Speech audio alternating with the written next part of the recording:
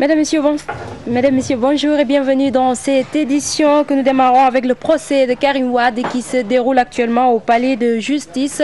Nous allons retrouver Adia Talla. Adia, bonjour. Bonjour Fatima Abba. Adia Talla, bonjour. Oui, bonjour Fatima Abba. Adia, qu'est-ce qu'on peut retenir sur le procès de Karim Wade aujourd'hui? Oui, l'audience a repris avec la confrontation entre Bibo Bourgi, Momodou Pouy et Alioune Samba Diassé. Ce dernier, notamment l'ex-directeur de ABSSA, a encore piqué un malaise quand il a été appelé à la barre, ce qui a poussé le président de la Cour à accorder à Alioune Samba Diassé l'autorisation de se constituer d'autres avocats à cause de son état de santé, en l'absence de ses défenseurs, notamment Maître Ousmane Seye et Maître Aline Badara Cissé, qui ont suivi le mot d'ordre de boycott de la défense. Tout est rentré dans l'ordre après le malaise et la Cour a procédé à la confrontation des deux prévenus de Karim Wade. Et là, une contradiction a été soulevée dans les déclarations d'Alioune Samba Diassé. Précédemment, lors de son audition, il avait dit que Bibo Bourgi avait prévu de se retirer de l'administration d'ABS Corporate, cause pour laquelle il n'y a jamais eu de virement entre ABS SA et ABS Corporate. Et aujourd'hui, il soutient le contraire. Et à la fin de cette confrontation, Bibo Bourgi a fait une observation demandant à la Cour de lui permettre de jouir de ses biens et de son domicile familial. Conseil lui a été donné de faire une requête qui sera étudiée par la Cour. Présentement, Fatima, c'est au tour des experts désignés par la CREI de se prêter aux questions de la Cour. C'est l'expert Abo Sall qui passe en premier. C'est pour donner le rapport d'expertise d'une trentaine de comptes et qu'ils ont découvert. Et sur tout ça, nous allons y revenir dans notre édition de 13h, Fatima Ba. Adia, ce lundi, en conférence de presse, les avocats de Karim Wade disaient quitter le procès définitivement. Oui, effectivement, ils ne sont pas là, ils ne sont pas présents à la Cour, donc ça veut dire qu'ils ont mis à exécution leurs menaces. Adia Talla, merci. Nous allons certainement le retrouver dans nos prochaines éditions. Et les avocats de Karim Wade, on en parle. Ils ont annoncé hier quitter définitivement le procès. L'ex-ministre se retrouve ainsi sans avocat dans son procès pour enrichissement illicite. La défense estime que les règles du jeu qui permettent un procès équitable ne sont pas respectées. En conférence de presse, Pape Faraning Mardia. Les avocats de tous les accusés dans le cadre du procès pour l'enrichissement illicite ont vilipendé la CREI et décident de tourner définitivement le dos au procès de Karim Wade et compagnie. Ils estiment que les dés sont déjà jetés. Vous confirmez que nous avons quitté le procès et définitivement. Lorsque vous faites partie de l'exécutif, vous avez un devoir de réserve vis-à-vis des affaires de la justice. Vous pouvez me dire le nombre de ministres qui ont tenu une conférence sur Karim Wade pour l'accuser, pour soutenir l'accusation. Est-ce qu'ils ont le dossier? Est-ce qu'ils savent ce qu'ils ont dedans? Non. Ils assistent au nom de l'exécutif contre Karim Wade parce que c'est un complot politique. Les avocats de la défense n'ont pas manqué le président de la Cour.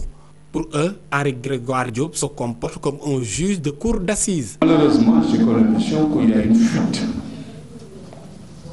de certains membres de la Cour qui ne prennent pas leurs responsabilités. Parce que manifestement, le président est comme une âme perdue. Une personne qui a tendance à voguer en solo et qui prend toutes les décisions sans pourtant se référer à ses assesseurs. La CREI ne peut pas faire exception à la règle. Et surtout qu'on est en matière correctionnelle, on n'est pas en matière criminelle. Encore une fois, c'est ce que oublie le président Henri Grégoire Diop. Ils qualifient ce procès d'une parodie de justice. Pour eux, la condamnation est déjà programmée. Mais dans ces conditions-là, comment peut-on tenir un procès équitable? C'est impossible. Je n'aimerais pas être grossier, mais bon, ce dossier, c'est des fantasmes, c'est du vent. Les avocats boycotteurs estiment que les témoins à charge ont été montés par pièces aux frais de l'État. Pour eux, il est temps de sortir les preuves sur les 117 milliards.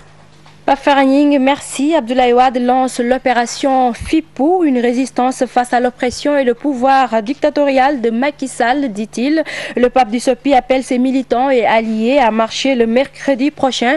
Abdoulaye Wade présidait le comité directeur de son parti ce lundi à la permanence du Parti démocratique sénégalais. C'est un compte rendu signé d'Issa Prera à Adamagué. J'ai trouvé que le mot FIPOU.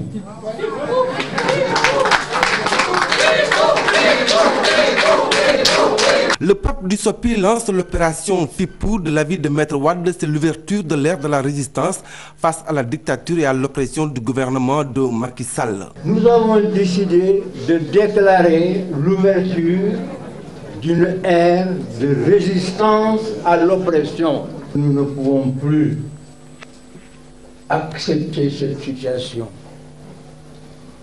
Nous avons décidé d'opposer la résistance au gouvernement, au pouvoir dictatorial de Macky Sall.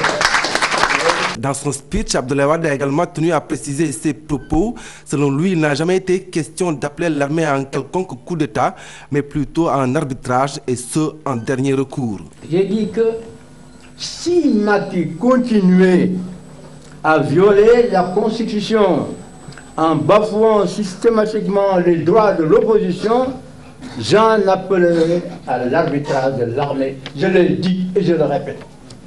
Il ne s'agit pas de demander à l'armée de prendre le pouvoir. Moi, pourquoi voulez-vous que je travaille pour l'armée?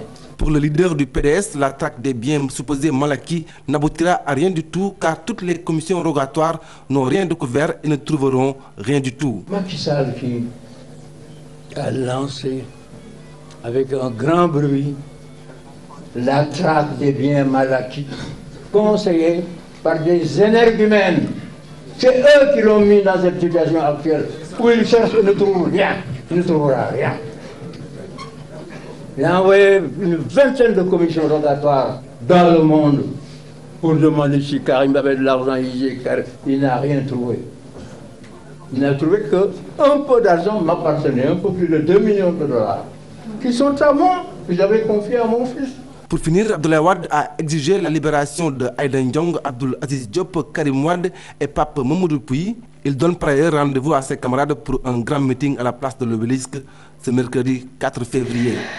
10 après les 8 militants de l'opposition placés sous mandat de dépôt. Seydi Gassama parle de prisonniers politiques. Le secrétaire exécutif d'Amnesty International précise que leur organisation va porter ce combat pour le respect des droits de l'homme. Ces propos sont recueillis par Cheikh Tidiane Dione.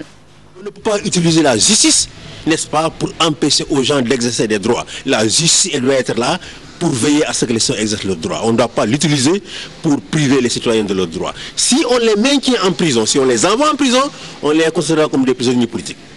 Et nous mènerons campagne ici au Sénégal et à l'étranger pour le... Affrontement au marché Castor, les tabliers refusent de céder le passage. Les vendeurs et les agents de la commune de Dieuppeul-Derklé se sont donné un spectacle. Des voitures saccagées, des marchandises saisies. C'est un reportage signé Fatou Kinedem Narfal. Des voitures saccagées, des jets de pierre. Les tabliers du marché Castor ont riposté face aux agents de la mairie de Dieuppeul-Derklé. Au finish, des marchandises saisies. Ils ont pris mes poissons, mon panier de carpes blanches. Je n'ai encore rien vendu. Ils sont tout amenés. On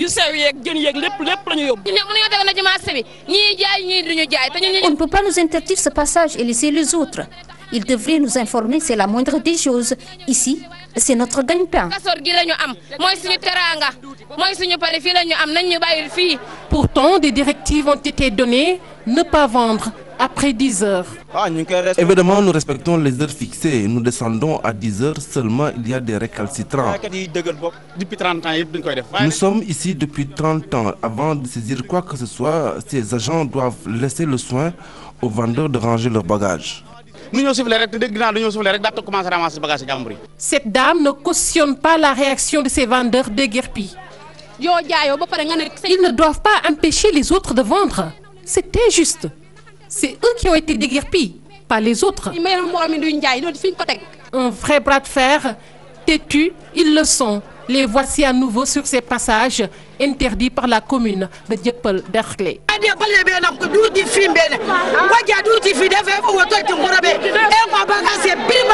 Fatou Kinedem, la commune de Dieuppeul-Derklé dit être surprise après de sérieuses concertations avec les délégués du marché. Les déguerpis ont franchi les limites en attaquant les agents municipaux. Mamadou Ba, conseiller municipal à la commune de Dieuppeul-Derklé, est au micro de Fatou Kinedem Narfal. Quelqu'un veut travailler.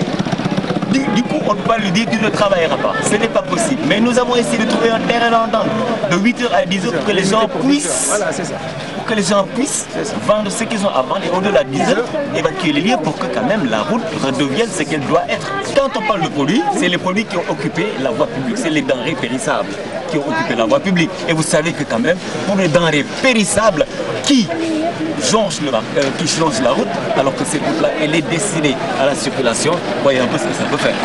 On a été attaqué, la sagesse nous a intimé l'ordre de retourner à la mairie et voir la nouvelle stratégie. Et puis en sport, le comité exécutif de la Fédération sénégalaise de football se réunit ce mardi au siège de l'instance dirigeante du football.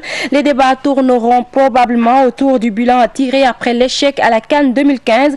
Entre autres sujets, la confirmation des conditions de séparation avec Alain Giresse, profil du nouveau sélectionneur, affaire Fédération sénégalaise de football et West Ham concernant Diafra Sakho. Voilà, c'est la fin de cette édition. Merci de l'avoir suivi et bonne suite des programmes sur la TFM.